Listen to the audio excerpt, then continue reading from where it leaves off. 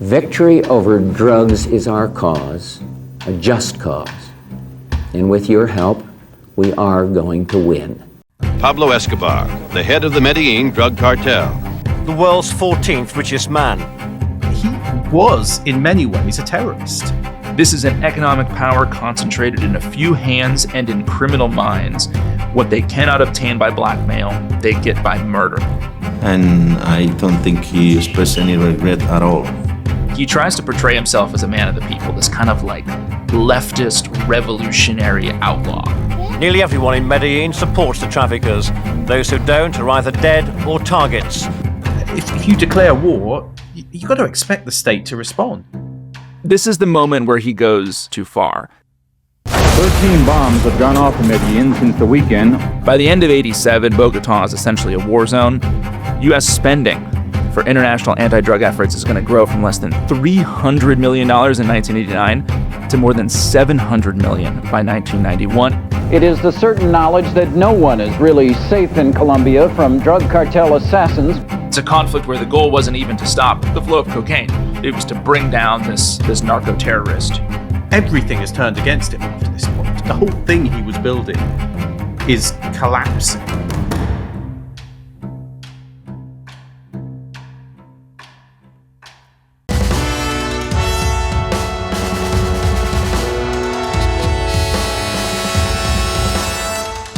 We are declaring total and absolute war on the government, on the individual and political oligarchy, on the journalists who have attacked and insulted us, on the judges that have sold themselves to the government, on the extraditing magistrates, on all those who've persecuted and attacked us. We will not respect the families of those who've not respected our families. We will burn and destroy the industries, properties, and mansions of the oligarchy. Well, welcome to The Rest is Classified. I'm Gordon Carrera. And I'm David McCloskey. And that was Pablo Escobar, the subject of our series, writing as a member of a shadowy group of cartel affiliates who will become known as the Extraditables. Great name. I was thinking, is it like the Expendables or the Incredibles? I think those were the kind of cartoon series. I don't think any of them were quite as violent or as mean as the Extraditables. The Expendables were pretty violent. Yeah, but not quite in the Escobar way. More noble than a bunch of narco traffickers attempting to avoid extradition to the United States. Yeah, trying to destroy the oligarchy and journalists, I notice. But they're declaring war on the state, and Pablo Escobar, subject of our story, is part of them, and the name is the clue about what they're bothered about. It's that they don't want to be extradited to the United States. And he, as we'd left it last time, has just returned from a brief sojourn in Panama and Nicaragua back home to Medellín in Colombia, where he is now engaged really in a growing battle with the Colombian state. It's 1985 in Colombia. Pablo is back in Medellín. He has a U.S. indictment hanging over his head. The prospect of extradition, as you so eloquently read, also hanging over him. And what is fascinating to me about this period is that Pablo is officially a fugitive from Colombian and U.S. justice.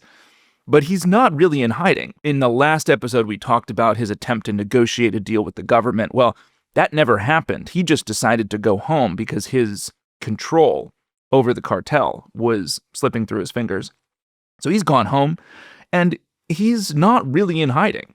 He is openly moving about the city. He's throwing parties. He's going to nightclubs and bullfights. And he has very effectively bought off the municipal government, police, and, crucially, really the weakest link, I think, in Colombian law enforcement, the judiciary, right, which he's so vociferously attacking in that quote that you read. So judges will play a big role in this story. Colombian judges are mostly in their 30s. They make about $230 a month. And the kind of legal system that Colombia has puts a lot of power in the judge's hands to sort of interpret the law. It's a Napoleonic legal system, right? And so the judges are crucial to Pablo's control, along with, of course, the police and the municipal government in Medellín. It's really critical that Pablo digs his fingers into the Colombian judiciary. And what's wild is at this time, there's a great little section in Guy Gugliotta and Jeff Lean's book, Kings of Cocaine, on how systematic Pablo's really undermining of the Colombian judiciary was, is that at this point in time, in 1985, there's actually a set price for a judge to dismiss a narco-trafficking case. It's $50,000, which, of course, if you're a judge that makes $230 a month, pretty good money, right? Maybe life-changing money. And it's so brazen that the cartel's bagmen are actually hanging around the arraignment courts in Medellín with briefcases full of cash, right? And so we talked in our earlier episodes about this sort of underlying kind of approach that Pablo has to control, right? Plata o plomo, silver or lead. And so here we have a great example of just the silver working, right? And so he's sitting there in Medellín, more or less the feudal lord of the city, with real control over the system of government and the courts. But as well as the silver, there's lead. There's lead. And there's growing amounts of lead. And I think dynamite and gelignite and other things as well, not just lead. Well, that's right. So in July of 1985, the judge appointed to investigate the justice minister's murder. We talked about this in the last episode. Justice Minister Laura Bonilla, who was killed by cartel sicarios. The judge appointed to investigate Laura's murder is himself murdered in Bogota. And in 1985, Pablo forms an organization, the one you read, called the Extraditables, which vows this kind of fight to the death against the procedure of extradition. And it is extradition, above all, that Pablo fears most. It's a poor superhero franchise, isn't it? The Extraditables. Yeah, it didn't quite make it into the Marvel Cinematic Universe, right? No, it didn't. It was one of those comic books that got left on the cutting room floor when the Russo brothers were trying to figure out how to stitch it all together on the big screen. Pablo and the overall cartel leadership, I think, feel like the sort of day-to-day business of dealing with even local judiciaries, like in Medellín, that's probably pretty well locked up, right, with the silver and lead approach. But extradition is a big, hot-button national political issue. And in 1985, the Colombian government, despite all of Pablo's pressure, is actually starting to extradite narco traffickers, right? So by September of 85, 6 defendants have been extradited, 9 more are in custody, and there are 105 what we call them requests for provisional arrests, right? Which is the U.S. requesting that the Colombians arrest somebody that are active. So the U.S. and Colombia are actually starting to put this treaty really into effect. And we should say the reason why extradition is so terrifying in a way to these people is if you're in a Colombian jail, you can probably bribe, bust your way out some way. If you're going to the US, you're basically never getting out. And so it's game over for them. So it is the one thing they are really, really scared about, which is why it's going to up their level of violence against this, kind of possibility of extradition. You get these kind of wild letters. Lots of wild letters in this period, yeah. Wild letters. I mean, it's kind of an interesting thing. I mean, sending them to the judges, I guess, to try and intimidate them. Yeah, there's another one here. We're not going to ask or beg or seek compassion because we do not need it. Vile wretch. All caps. Emphasis not added by this podcaster. That is the actual, that's the way it was printed. We're going to demand a favorable decision. We'll not accept stupid excuses of any kind. The letter kind of goes on saying any decision against extradition would be rewarded, or we swear before God and the life of our children that if you fail us or betray us, you will be a dead man. 3 exclamation points at the end. 3 exclamation points. So this is the stuff going to judges. And they're faced with a pretty hard decision, aren't they? Well, I actually don't think it's that hard of a decision, personally. It is shocking to me throughout the story, given the amount of lead that will be flying, that there are Colombian judges, lawyers, and political officials who are brave. They stand up to the cartel. Because 4 judges weighing the extradition issue are murdered in the middle of 1985. More than 30 have been killed in the year plus since the justice minister's assassination, right?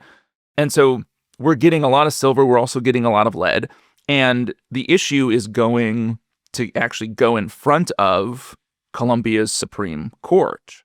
And so the pressure it becomes a more complicated issue for Pablo and the cartel because you're not dealing with a local Medellín judge. You're dealing with the nation's highest court. But this is the bit that's extraordinary about Pablo Escobar, is that as an issue like that escalates up the Colombian government, at no point does he think, oh, that's getting a bit too high for me, or a bit too risky, or this level of violence is too dangerous. He just goes with it.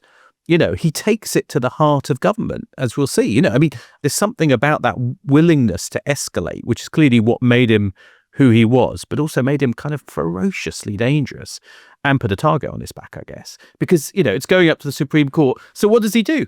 He goes for the Supreme Court. Yeah, go for the Supreme Court. I mean, this is absolutely insane because in November of 1985, an urban guerrilla group called M19 storms the Palace of Justice in Bogota, the home of the Supreme Court. And they demand, among some other things, but primarily they demand that the government renounce the 1979 extradition treaty with the United States. Now, in this standoff, the entire Colombian Supreme Court and its staff are held hostage, which prompts a government siege that leaves 40 of the M19 rebels, 50 Palace of Justice employees dead, including 11 of the 24 Supreme Court justices. I mean, it makes January the 6th look like, you know, something else, doesn't it? It's kind of on another level in terms of taking the battle to the heart of government. And do we know that it's Pablo who did it? Because you said it was this M19 group. I mean, the fact that extradition is on the agenda makes it feel like it certainly is, even if it's not him actually doing it. So M19 is probably paid at least $1 million by Pablo and the Medellín cartel to carry out the raid. But again, it's one of these murky situations where I wouldn't say there's a smoking gun, but it would not make a lot of sense in this context for M19 to be doing this on their own. Also, as part of this, there's a bunch of freewheeling arson in the Palace of Justice building, and a load of criminal case files are destroyed, including records of the criminal proceedings against Pablo. And there's been a bunch of debate, of course, of was that destruction intentional? Was just sort of an accident of the raid? But in any case, a bunch of records are destroyed. And this siege, as you can imagine, not such a good thing for the Colombian government. And it starts, I think, to break the Colombian government's will to fight the cartel. And really by 1986 or so, I think it's fair to say that Pablo and the Medellín cartel are actually on the verge of state capture. They've got the courts cowed. They've got hooks inside both of the major political parties and Congress, the police. Most of the professional soccer league, as we mentioned last time, is under the control of the cartels. Even the bullfights, Gordon, have been compromised by the cartels. And strangely enough, I mean, you know, you think about, okay, going through a list of Colombian institutions, right? The guerrilla groups, which have been features of Colombian political life going back 50 years, are now sort of being captured by the cartels, as you can see by M19's collaboration with Pablo and the Medellín cartel to hit the Supreme Court. So you kind of tick out a list of big Colombian political institutions, or just state institutions, civic institutions, and the cartels have really infected all of them. In the aftermath of the hit on the Supreme Court, Colombia does away with jury trials. Citizens are too frightened to serve on juries. The Colombians try to hide the judges' identities. And the chaos in Colombia is getting so bad that in the spring of 1986, Ronald Reagan signs National Security Decision Directive 221, which makes drug trafficking a threat to national security. And we've been ticking through, I guess, this kind of slow turn of the United States to start focusing on the drug war in Colombia, and in particular to apply military and security force in Colombia to go against the Medellín cartel.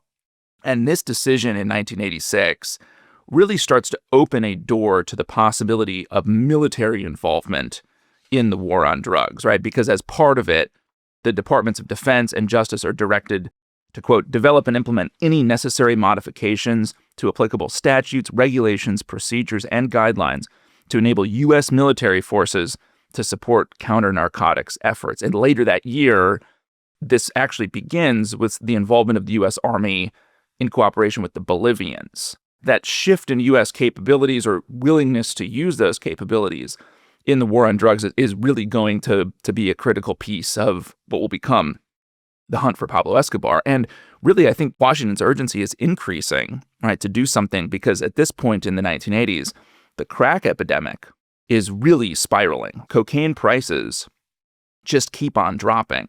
They've gone from $35,000 per kilo in Miami to maybe $20,000 by 1985. So despite all of these seizures, despite all of the chaos, right, supply is absolutely the drugs keep coming, booming. Yeah, and the violence is continuing. There's a bit of back and forth, isn't there, about the extradition treaty? But fundamentally, Escobar is able to go about his work. I mean, there's very little restraint on him from either the government or the US at this point. Yeah, I think it's really kind of a showdown, right? I mean, by the end of 1986, the Supreme Court actually ends up declaring the treaty invalid on a minor technicality, right? Largely due to the intimidation that they've experienced from Pablo and the cartel.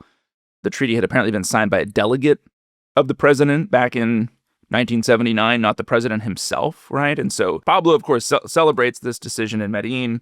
Big fireworks display to celebrate the annulling of the extradition treaty. But then, literally 2 days later, a newly elected president re-signs the treaty to make it formal. So you have this kind of back and forth, I think, between the cartel and the government that is still, by the end of 1986, not resolved in Pablo's favor. But in any case, this mixture of kind of murder and bribery that the cartel has applied, it has lightened his legal difficulties, because Pablo's name is removed from the indictment for the justice minister's murder, and the charges for killing those two DAS, the Colombian FBI, killing those two DAS agents back in 1976 are dropped. So you have a lightening of the load, but the extradition treaty is still hanging over him. And then as you tip into the late 80s, Colombia really descends into near chaos as you have the cartels fighting the government, right? Continuing this kind of attempt to squeeze and intimidate the state. And the cartels are also fighting each other in this period. The Medellín cartel and the Cali cartel are fighting each other. By the end of 87, Bogotá is essentially a war zone. There are two DEA agents who were involved in the hunt for Pablo Escobar, Javier Peña and Steve Murphy, both of whom I believe are represented in the series Narcos. And they write in their memoir that Bogotá was at war. The streets were deserted at night. There were soldiers in riot gear with AK-47s and German Shepherds on leashes, standing guard at every major hotel in the city. And the U.S. ambassador in this period warns that violence really does threaten to bring the state down. And the White House begins preparing a new policy to shore up the government in Bogotá. Also in this period, the Colombian government, the president declares martial law. And this is all happening while Pablo is living, in some measure of peace and comfort in Medellín. The lawyers who are working with Pablo in this period, because he's got a host of sort of, lawyers who are on the take. And the lawyers who meet him, they're kind of terrified. There's some great anecdotes on this in Mark Bowden's book, Killing Pablo, which I'd highly recommend. They say, we're terrified of this guy, but when you meet him, he's charming. He's calm. He's usually stoned. He doesn't raise his voice, though. He never swears. He's very polite. He's rarely in bad moods. So you're terrified when you meet the guy, but then you're sort of at ease, right? This guy's calm. He's collected. He's cool. It's a weird juxtaposition, isn't it? And this is the theme all along, is a man who on a personal level can be so calm and is capable of the most extraordinary violence. Because at this point, I think, is when you start to feel it shifting. I mean, if it didn't feel like something close to terrorism, it's starting to feel more and more like that, isn't it, at this period, in the battles against the state and against the other cartels, because you start to get pipe bombs and car bombs going off around the city. And I mean, it's just extraordinary, just this idea that it's not just targeted killings of some judge or police officer who won't take the silver, but it's doing them around kind of bits of daily life, shopping malls and banks and on the streets. There's kind of pipe bombs and car bombs going off. I mean, normally not always designed to kill, just to intimidate, but it just feels like a civil war or that kind of when you have a state collapse like you had in Iraq or somewhere else, rather than, a very targeted kind of criminal enterprise. Yeah, that's exactly right. I mean, even Pablo's family is targeted, right? I mean, there's a bombing outside his apartment building in Medellín. His young daughter, Manuela, actually is left with ear damage, and she's partially deaf for the rest of her life because of this attack. And of course, by 1989, I think this is another turning point.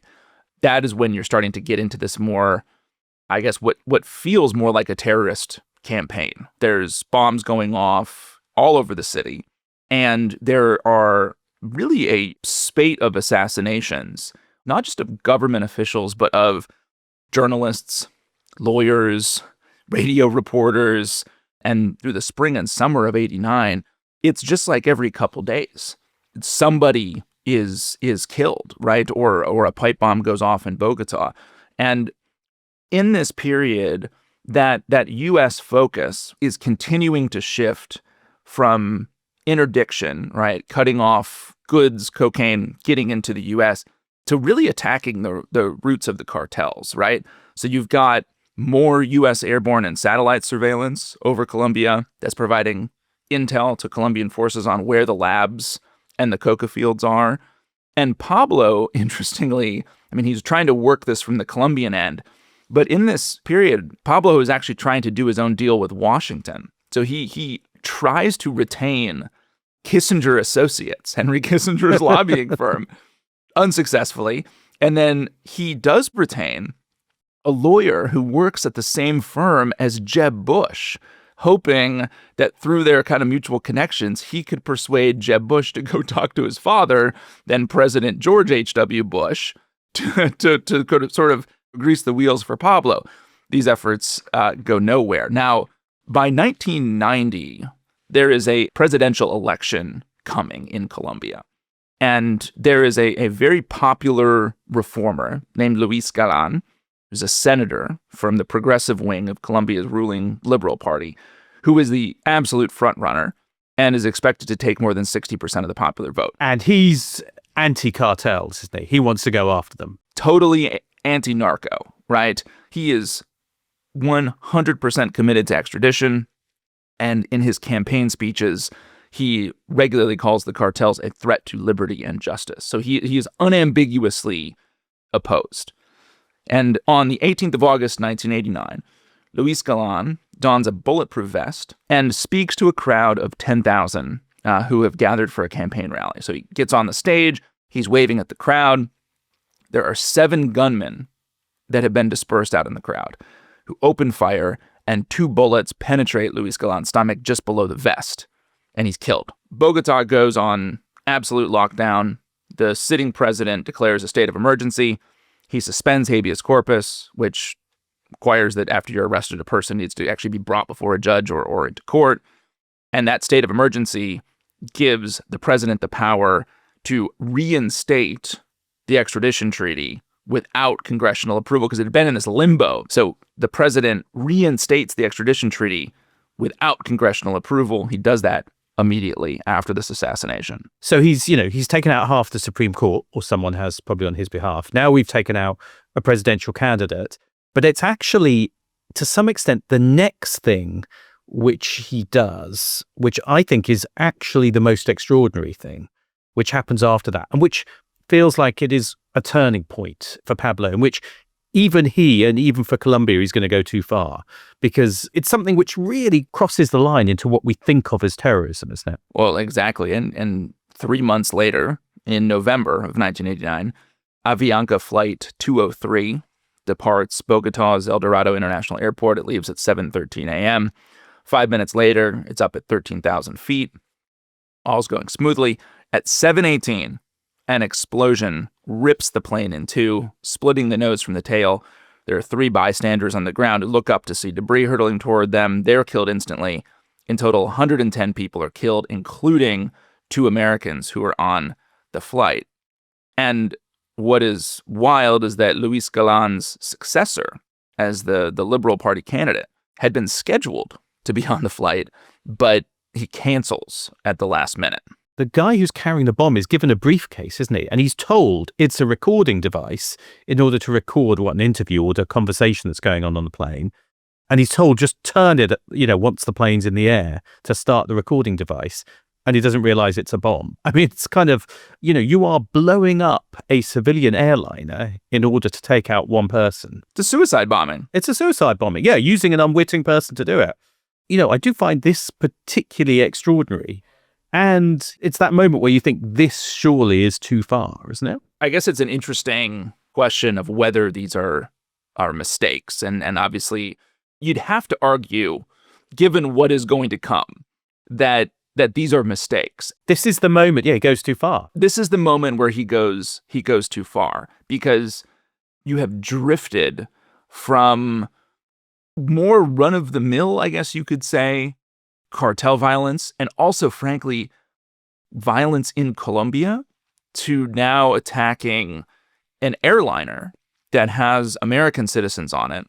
To me, this is the moment where Pablo crosses from cartel kingpin to international narco-terrorist, which then puts a bullseye on your head in Washington. The context is also interesting, isn't it? Because this is 1989, and you've just had Lockerbie at the end of 1988, haven't you? Which is the, Lockerbie bombing of a Pan Am flight. And so actually kind of terrorist attacks on airliners, who's behind it, is a big deal in Washington. And now again, you've had a bombing, and it's 2 Americans who are killed on this Avianca flight.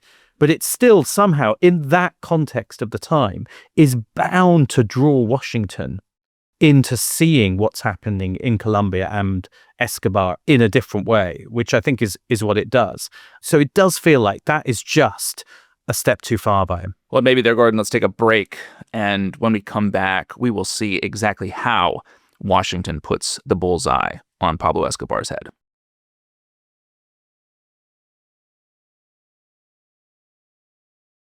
Welcome back. And has Pablo Escobar gone too far?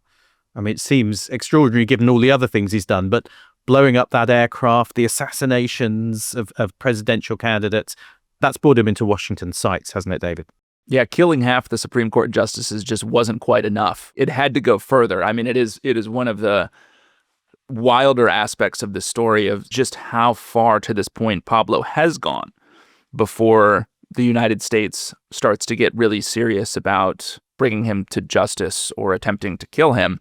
And at this point, after the Avianca airliner bombing, the George H.W. Bush administration starts to look into what might be the legal justification for targeting Pablo, because this is not post 9/11, right?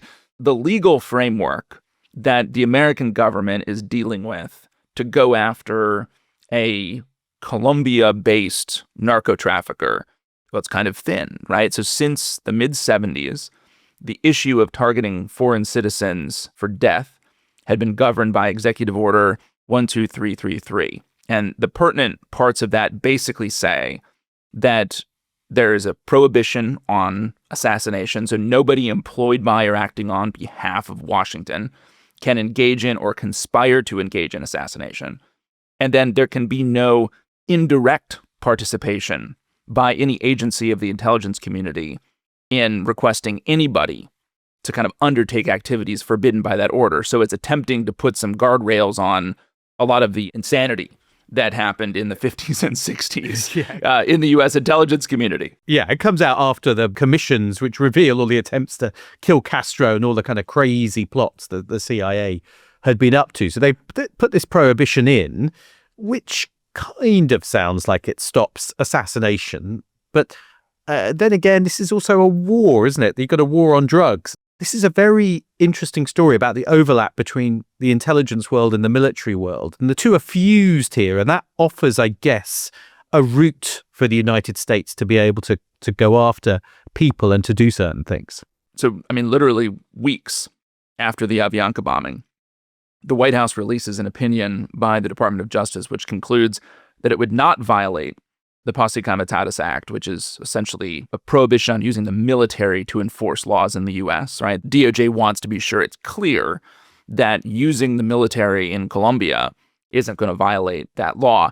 And they come up with a judgment that basically says if the president uses clandestine or low visibility military force, is the term used, that it would not constitute assassination if the U.S. military forces were employed against the combatant forces of another nation, a guerrilla force, or a terrorist or other organization whose actions pose a threat to the security of the United States. So you can see how, given the airliner bombing, Pablo fits square into that definition.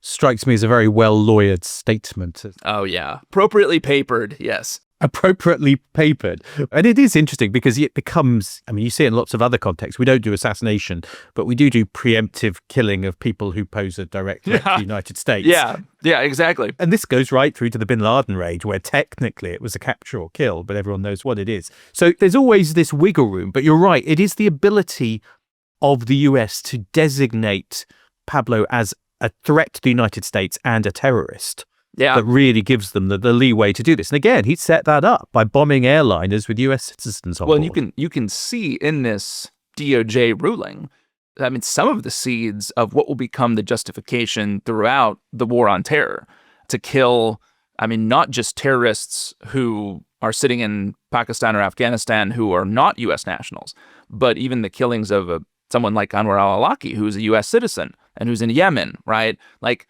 We're not quite there yet, but in 1989, in the hunt for Pablo, I think some of these seeds are being born. Now, President George H.W. Bush essentially has declared an actual war on drugs and put Colombia at its center. So just weeks after the murder of Luis Galan, that presidential candidate, President Bush has signed National Security Directive 18, which calls for more than $250 million worth of military, law enforcement, and intelligence assistance to fight the drug cartels in South America over the next 5 years.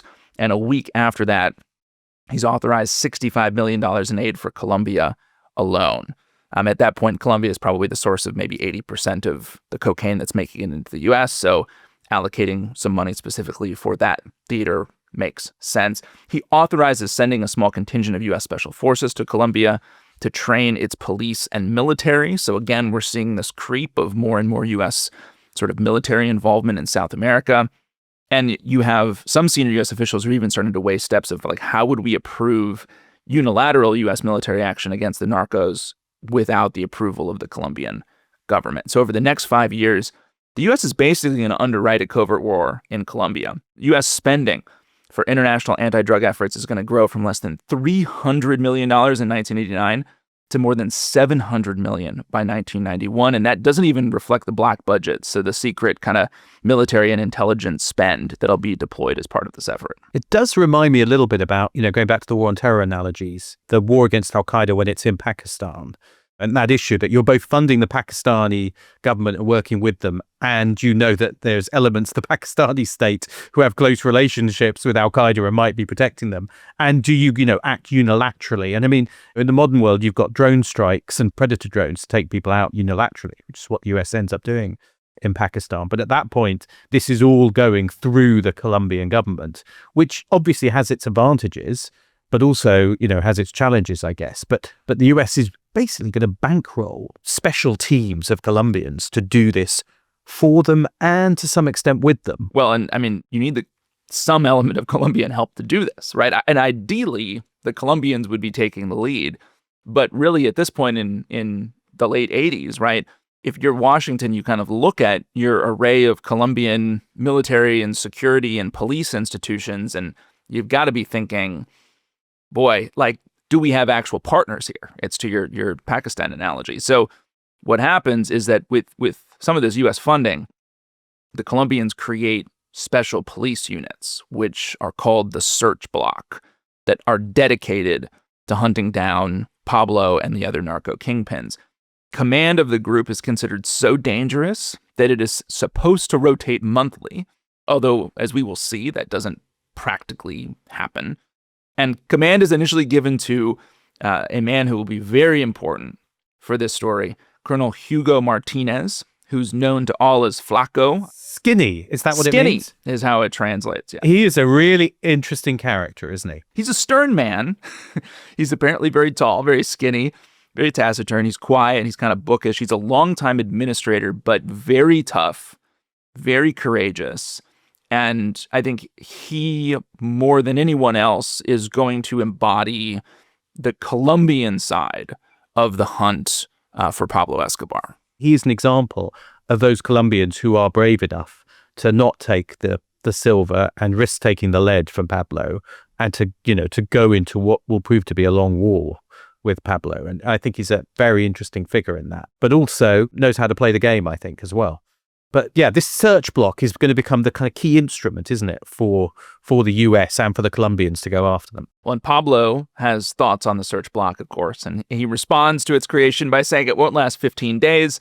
Thankfully, he's very wrong in that. But the task in front of the search block is almost impossible, I think, because effectively what they're doing, you kind of think about it, okay, it's a group established from units of the national police, some other elite kind of police and security institutions. They draw from it to form the search block. It's not the military, but you are effectively invading Medellín. It's not like you're policing or conducting security operations in a patch of territory that you fully control. Because Pablo and the cartel essentially own Medellín, right? Pablo owns enough of the police in that city that one of the rules, the sort of founding rules of the search block, is that it cannot be staffed with native Antiochians, so from the region containing Medellín and around it. So the search block bring men from elsewhere in the country. They absorb some of these specialized units from the Colombian version of the FBI and a special branch of the judicial police. Some in the search block work in uniform under what, essentially ends up becoming similar to a military command. Others are plainclothes as civilians. And because they're being drawn from other parts of the country, they kind of start from scratch, right? They don't have local sources. They don't necessarily know the geography. They can't really collaborate with the police because they would fear that the police would report to Pablo. Yeah. And they stand out because they don't speak with that paisa accent, right? That Pablo and the other, cartel members from Medellín would have. So they're kind of sitting ducks, right? And in the first 15 days of the search block attempting to work in Medellín, 30 of Martinez's 200 men are killed, picked off by Pablo's sicarios, often with the help of the police.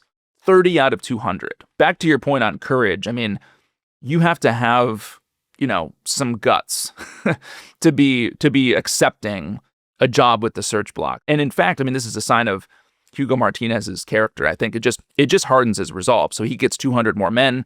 They have to actually construct special funeral chapels in Medellín and in Bogota to handle the demand for funerals for members of the search block. And at the end of October of 1989, Martinez is supposed to be replaced, right? Because he's only supposed to do this for a month. And even though he's done his duty and has been courageous, he would prefer another job. And in the classic case of you don't want to succeed at jobs that you don't want to do in the future, the department basically says, look, you've done such a good job, Hugo. Why don't you just stay, right? So he stays on. That's not the conversation you want. No one else wants to run the search block. But he does it, doesn't he? Yeah. He does. And of course, inevitably, a bomb is discovered in the basement of the apartment building where Martinez and his family are living. And because the residents of the building are all high-ranking national police officers, it means that one of them, if not multiple, were probably on Pablo's payroll. And Martinez was essentially betrayed from the inside. The families in the building take a vote, and they actually ask Colonel Martinez and his family to leave the building, right? Because they're worried about everybody else's security. Soon after that, a retired police officer that Martinez has apparently known very well for years shows up at his office and says, I come to you obligated, meaning that Pablo has gotten to him, and this guy offers $6 million. He offers Martinez $6 million to call off the hunt, or better yet, keep it going, but do kind of a shoddy job and don't really do any damage to the cartel. And this guy asks, as part of that $6 million bribe, if they could get a list of the traitors in Pablo's organization, meaning the sources that the search block has recruited. And I think it begs the question here, Gordon, would you have taken the $6 million? I don't think I'd have taken the $6 million, he says. Trying to be honest, I think I'd have been agitating to leave that job. I think I would have tried to stay clean but not do that job. What would you have done, David? I think I might have done the shoddy job. I don't know. It's a terrible position to be in. I like to think I wouldn't have taken it, but boy, it's a rough position to be in if you're Colonel Martinez. Yeah, and Martinez says to the guy, tell Pablo that you came but did not find me here, and then leave this matter as if it had never occurred, he says. So it's quite interesting because he's giving his old friend a way out as well. We're at a point in the story here where we're setting up, I think, some of the teams that are going to be going after Pablo. The search block is really the primary Colombian element. But, Gordon, there's an absolute alphabet soup of U.S. agencies and organizations that are starting to get more involved in Colombia because of all of that money and the political will from the George H.W. Bush administration to get more involved in the war on drugs in Bogota. Yeah, you talk about the alphabet soup. There is that slight feeling of everyone wants in the US on this and in Washington. You know, you can sense it's become a political priority for the administration. There's a war on drugs. We're at a point at which the Cold War is coming to an end, where some of the organizations, including the CIA, are kind of looking for new missions, and new things to do to justify themselves. The old things have gone. So you can see that it is an alphabet soup because everyone wants to get in and actually show their value to some extent in Washington in order to preserve themselves and preserve their budgets and to keep going. I mean, that's part of what's going on. Absolutely it is. And I think, to kind of lay some of them out, I mean, of course, we're going to have the CIA, Gordon, involved in this hunt. How could we not, right? I mean, again, I feel just some warmth in the conversation. We'll see how well they do. Talk about them. But it is true that in Colombia in the late 1980s, I mean, the focus of the agency's collection to all of the sources that the station in Bogota would have recruited, they've not really been focused on the cartels. They've been focused on the Marxist insurgency in the hills, on politics in Bogota, on shoring up the democratic anti-communist government in Bogota. And counter-narcotics has only recently been defined as a CIA mission. I mean, the Counter-Narcotics Center dates from 1989. So it's brand new. This has not been a real focus of the agency in Colombia up to this point. We should also note that from the standpoint of the agency sources, but I think just also the human intelligence piece of this more broadly, narcotics cartels are really hard intelligence targets to recruit sources inside. So I think the Medellín cartel, we could think of it maybe a little bit like Al-Qaeda prior to 9/11, where they have a sanctuary in Medellín. They have safe haven there. They are an exceptionally brutal organization. So if you flip on the cartel, you can expect not to be jailed, right, or slapped on the wrist. You will be brutally tortured, and your family will be tortured, probably while you watch, and then you'll all be killed, right? So the incentives for collaboration just from that standpoint are really, really limited. And this is different from Al-Qaeda or a terrorist group target, is that the cartels are awash with money, right? So if you're trying to go and buy a source, you can't outbid them. You're going to struggle to outbid Pablo, who's one of the richest men in the world. Yeah. Right. The numbers around how much money the cartels are making in the late 1980s are, of course, very hard to sort of pin down. But like the cartel is probably making at least $70 million a day. So the high-level guys that are going to have access to the plans and intentions of the cartel are obscenely wealthy and really hard to buy off. So it suggests that human intelligence is a particularly difficult target because you're not going to turn people ideologically that easily. You're not going to turn them with more money.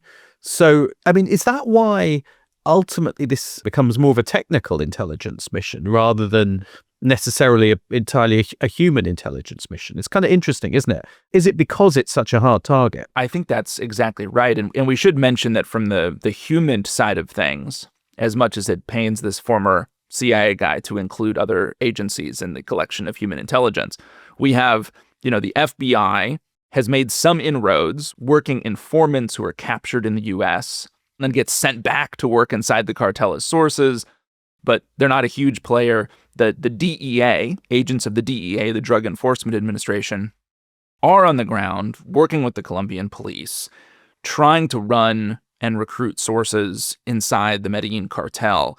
But I would say, I think you're spot on the human side of things because, number one, in the histories of this fight against the Medellín cartel and in the memoirs written by the DEA agents who were involved, a lot of their sources are killed. And at least as far as I can tell, I don't think anybody, be it CIA or DEA or FBI, ever succeeded in recruiting for any period of time a really well-placed source inside Pablo's organization. We should also point out that the relationships in particular between all these humid collectors and especially between the CIA and the DEA in this period are really, really awful. You shock me. You might be surprised. Bureaucratic infighting amongst U.S. intelligence agencies, never. Cue the bureaucratic infighting. I would say that from the CIA side, they probably viewed the DEA agents as sort of lesser versions of FBI special agents, which in those years would be saying something, right? So from the from the CIA perspective, the DEA, they're not even Phoebes. They're not even Phoebes. There's an absolute chasm between these two agencies. And there's some great lines from the DEA memoir where they talk about going into the station. I can still remember the humiliation of going into their offices, meaning the CIA station, at the U.S. Embassy in Bogota. Whenever we walked in, they would activate a flashing blue light throughout their office space to let everyone know that there was an outsider in their midst, which you would do in a station. Anytime you have an uncleared person come in, there's like a red light that goes off that says there's an uncleared person. So the DEA people don't have TSSCI clearances, right? So they're uncleared people. They're coming in. But then I love the next slide is the best. We were then required to sit at a child-sized desk located just outside the office of the chief of station. You just imagine it's like given some like primary school desk to sit at and, you know, just see what you're given. I mean, it feels like deliberately slightly humiliating, I think. Yeah, and it probably was. They're not enemies in the same sense that all of the Americans and Colombian government are with the Medellín cartel, but they're not exactly working closely together in this period. But actually, it's not the CIA, which is arguably the most important player in this, David. It pains me, Gordon. I know it pains you to say it, but I'm going to point that out because, as I said, I think it's the technical side, which actually is going to be some of the most important when it comes to intelligence gathering. And that comes from the US military. It does. And this is one of the more interesting and spooky units that will be part of this story. This group is going to fly into Colombia in late 1989 and early 1990. So pretty much right after the Avianca airliner bombing and this sort of influx of support from Washington. It is a small, highly secretive technical unit inside the Army. Like all good spooky units, by 1989, its name has changed quite often. It had been called ISA for Intelligence Support Activity, been called the Secret Army of Northern Virginia. Which sounds like something from the Revolutionary War. Which does, or potentially the Civil War. It's been called Torn Victory, Cemetery Wind, Capacity Gear, and Robin Court. And it is an organization, a group called Centra Spike, which is also a great name. Now, that is a good name. I mean, these guys are good, aren't they? They're good. And the focus of Centra Spike, which is going to be very useful in the Pablo Escobar situation, is their focus is finding people, Gordon. How do you find people? And they have a particular technical specialty in this regard, which in 1989 was absolutely cutting edge, and it is radio location from the air. So how do I pinpoint the origin of a radio or cell phone call? And we should probably explain a bit about this because this is pre the kind of modern digital world, and particularly drug lords are always at the advanced edge of technology, aren't they? And they're going to be at the advanced edge. They're early adopters. Yeah, and this is a good example of where they are using that and where there is this kind of cat and mouse game.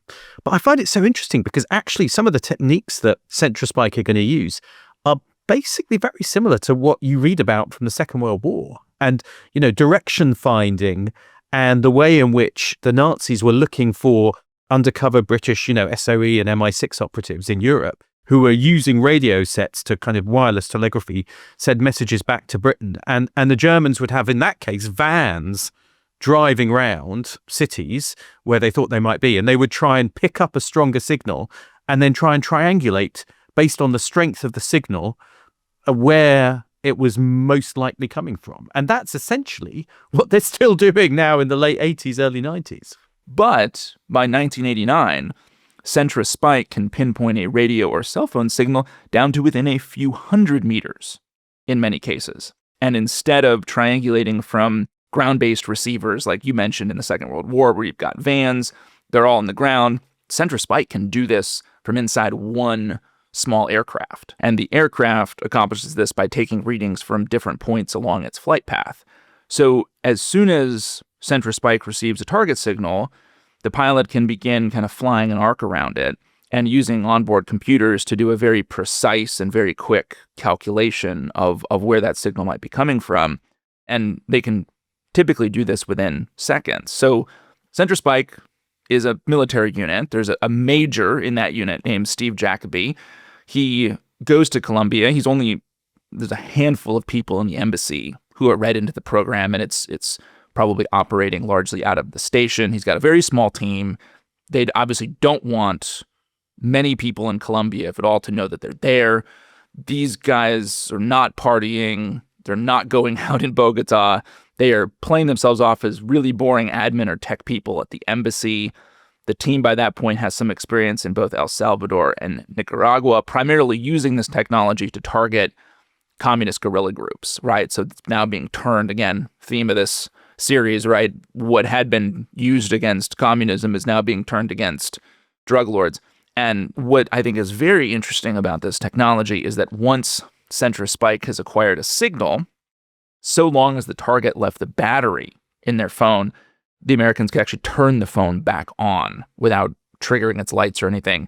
So it emits kind of a low-intensity signal, which would allow Centra Spike to establish the location of that phone. And then you could put the plane into position above to monitor the calls. And to accommodate all this, the CIA, of course, set up a cutout corporation with the wonderful name of Falcon Aviation to be the cover for the planes. I thought the CIA was also trying to do its own kind of radio detection efforts at this time, as well as this Centra Spike team. And isn't the reality that they were slightly competing? And isn't the reality that the CIA were kind of outgunned by Centra Spike? You seem to have neglected to mention that. Oh, it just comes later in the story, Gordon. It does. It does. The CIA had their own platform, which I think was remarkably similar. Allegedly, Gordon, it was not quite as accurate. This is an absolute theme of The Hunt for Pablo, is the sort of competition and below the surface near hatred that many of these organizations had for one another. And it's absolutely a feature, not a bug, of the American effort to hunt down Pablo. But there, I guess, with Centra Spike, this new technical capability established, a team which have got the ability to fly over Colombia to try and look for targets surreptitiously, to do it without being spotted, they hope. A new tool, really, in the hunt for Escobar as it's escalating. Shall we stop? And next time we'll see how that hunt unfolds and whether they can find their man. Well, that's right. But Gordon, we'd be remiss if we said that we hope listeners would direction find their way to therestisclassified.com, where you can join the Declassified Club, get early access to all of our series, but especially this one. Find out exactly how Centra Spike and the Americans nail Pablo Escobar. Sign up. We'll see you next time. See you next time.